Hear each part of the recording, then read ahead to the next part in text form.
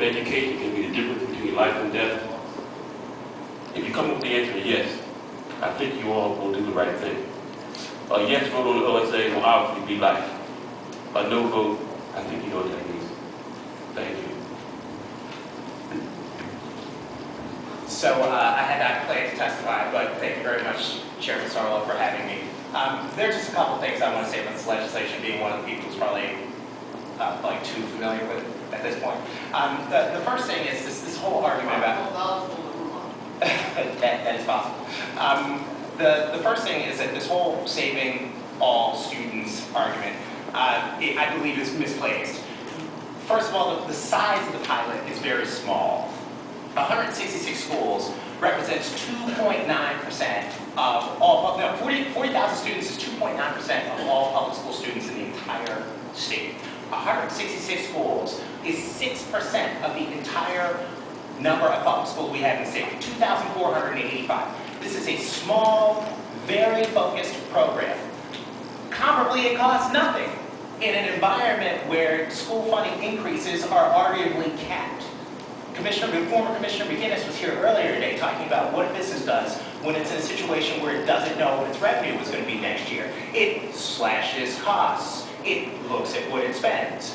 Where this bill offers an opportunity to take 40,000 students in very high-cost environments that are among the lowest performing schools in the state, the lowest performing 6%, hands down, state data, and put them in schools that cost the state less, that lower class size in the targeted districts. One of the things Senator Greenstein brought up earlier was the issue of size, and then increase per pupil spending in those districts. This is a win-win all over the place. There's a question about brain drain that was brought up here.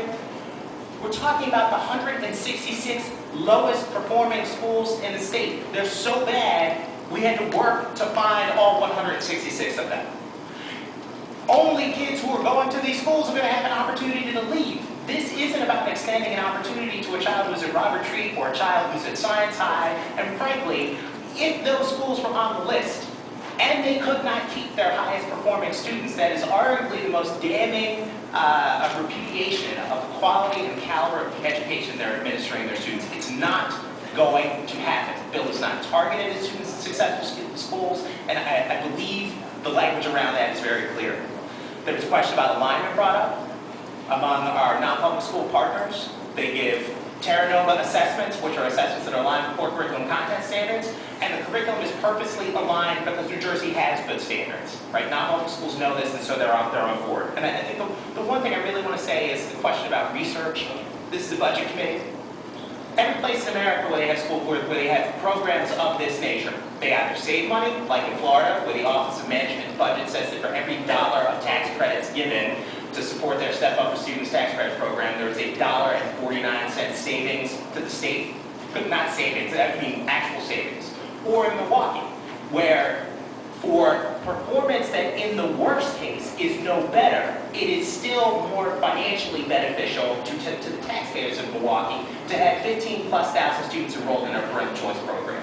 This is a cost-efficient alternative that gets kids into schools that we know work, that have track record of performance in their neighborhoods, that anchor neighborhoods in many places. Senator Ruiz added this amendment about DOE review on pre-existing assessments which are aligned with curriculum before schools can be opted into the program. We've done everything that we can to make sure that we exclude the so-called fly-by-night operations participating in this program, and that we have great, high-quality schools, kids from schools that you would never send anyone you'd love to. I mean, like Woodrow Wilson High last year in Camden, 10% real graduation rate. That's 20 kids, 20, in a school district that spends $26,000 a year. It's absolutely unconscionable. It's not acceptable, not financially, not programmatically, not pedagogically, not emotionally.